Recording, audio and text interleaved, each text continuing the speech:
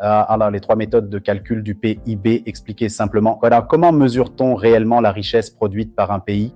Pour répondre à cette question, les économistes utilisent un indicateur appelé produit intérieur brut, plus connu sous le sigle PIB.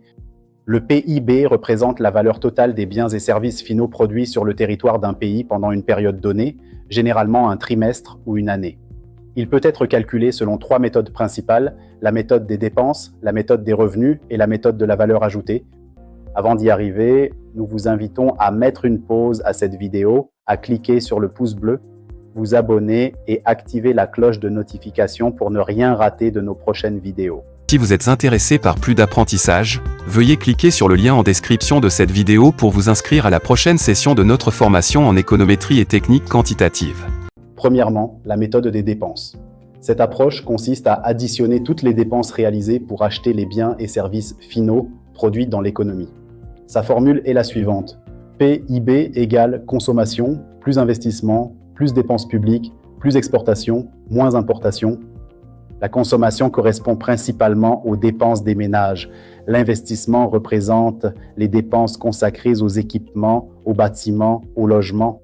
Les dépenses publiques regroupent les achats effectués par les administrations. Enfin, les exportations sont ajoutées, tandis que les importations sont retranchées. Cette première méthode mesure donc le PIB du point de vue de la demande globale. Deuxièmement, la méthode des revenus. Lorsqu'une entreprise produit un bien ou un service, elle distribue différents revenus aux acteurs. Il peut s'agir des salaires versés aux travailleurs, des loyers perçus par les propriétaires, des intérêts reçus par les prêteurs et des bénéfices réalisés par les entreprises. Cette méthode permet de comprendre comment la richesse créée est répartie entre les différents acteurs économiques. Troisièmement, la méthode de la valeur ajoutée. Elle consiste à additionner la richesse créée par chaque entreprise et chaque secteur d'activité. La valeur ajoutée est égale à la valeur de la production moins la valeur des consommations intermédiaires. Prenons l'exemple du pain. Un agriculteur produit du blé. Un meunier transforme ce blé en farine, puis un boulanger fabrique le pain. Pour éviter de compter plusieurs fois la même valeur, on retient uniquement la valeur nouvelle créée à chaque étape. La somme permet d'obtenir le PIB. Pourquoi ces trois méthodes doivent-elles donner le même résultat? Parce qu'elles observent une seule et même activité sous trois angles différents.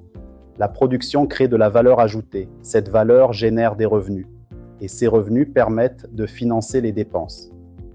En théorie, le résultat doit donc être identique. En résumé, le PIB peut être étudié à travers ce qui est dépensé, gagné ou produit.